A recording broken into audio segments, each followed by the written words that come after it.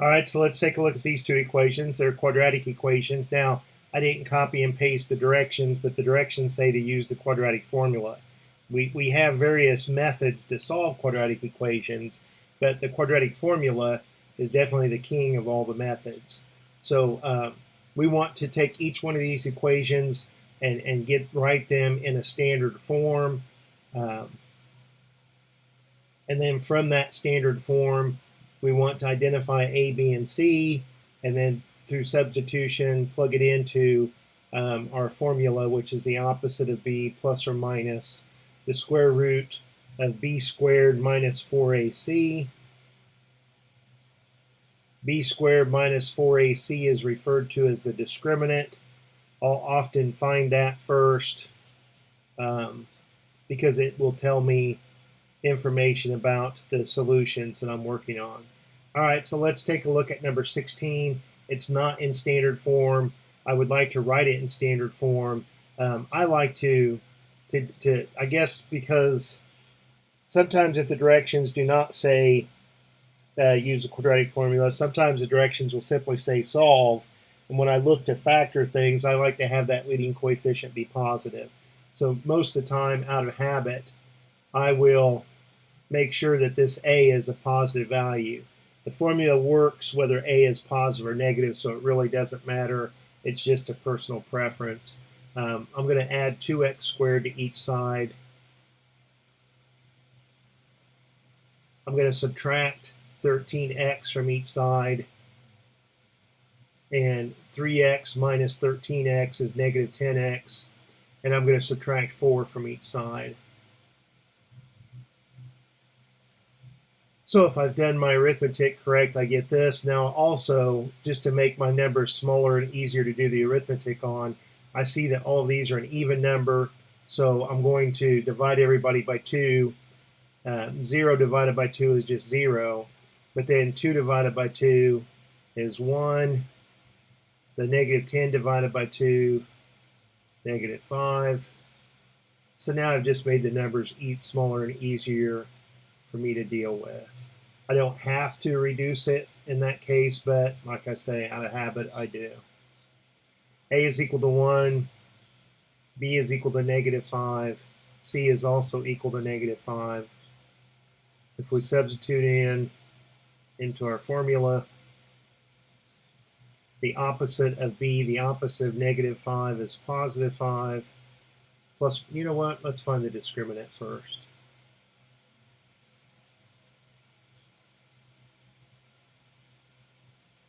I don't have to do that first, but I want to, probably a good habit before you get into B squared minus 4AC. B squared negative 5 squared, 25, minus 4 times 1 times the negative 5. 25 plus 20, 45. 45 is not a perfect square, so I know that my answers this time are not going to be integers. They're going to be irrational numbers. All right, so let's plug this information into our formula. Look at that, I forgot my 2a.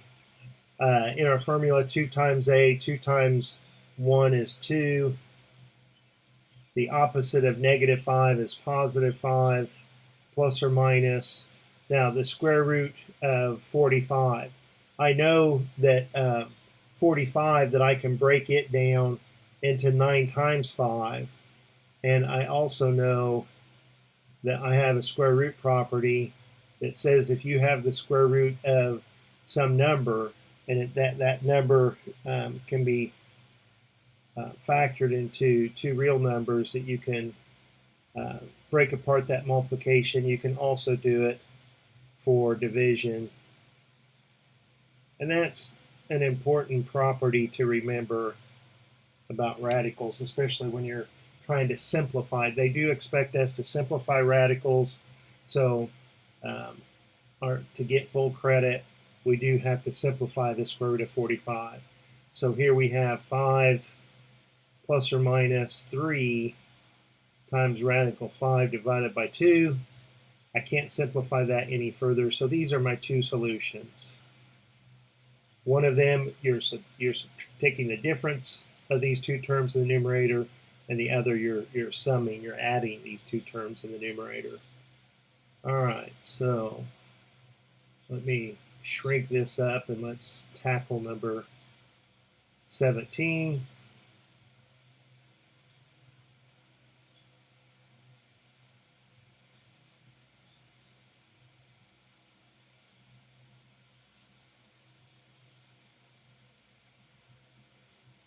It's not in standard form, so I'm going to add 5x squared to each side. I'm going to subtract 14 from each side. And I don't see a common factor this time on these three terms, so I'm going to identify A, B, and C.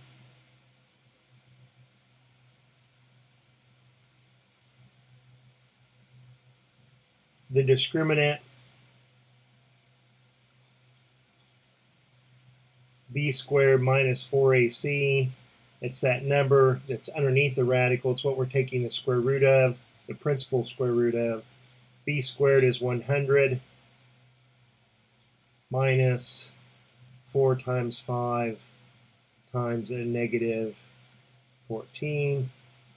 If I jump to my calculator real quick so that I don't make a silly arithmetic error, what do I have? I have 100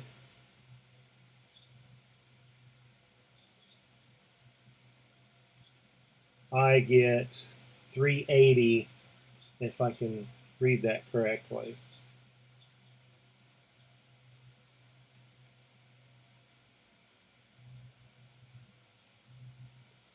All right, so let's return to our formula. Now 380 is not a perfect square, so again I'm expecting a radical in my answer. I'm expecting my solutions to be irrational numbers. In the numerator I have the opposite of b, which is negative 10, plus or minus the square root of this discriminant, all time divided by 2a, which is 2 times 5. So I'm going to come over here and do a little bit of scratch work. 380, let's break it down. 38 times 10, 2 times 19, 2 times 5. So there it is that I have two factors of 2. So this 380 can be written as 2 squared times 5 to the first times 19 to the first. So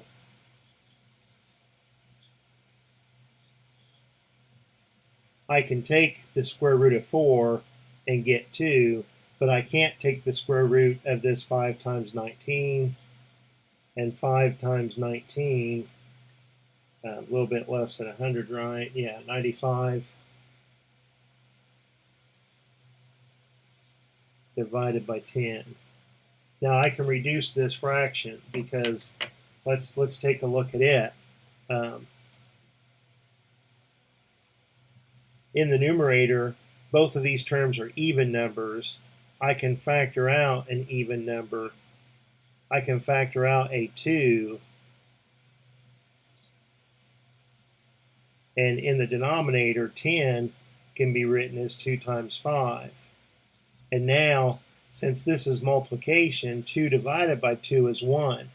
What I cannot do is come in here and pick a term like 10 and say 10 divided by 10 cancels, because that's incorrect. You're dividing this whole numerator by 10. So you can't come in and pick one of the terms or your favorite term or something that looks good. And students mistakenly do this every year, all across the country. All math teachers right now are pulling their hair out trying to think of ways to have students not cancel terms when they're reducing fractions. So our final answer negative 5 plus or minus the square root of 95 divided by 5. So here's our answer for number 17. I hope that helps. Ask if you have any questions. I'll talk to you later. Bye.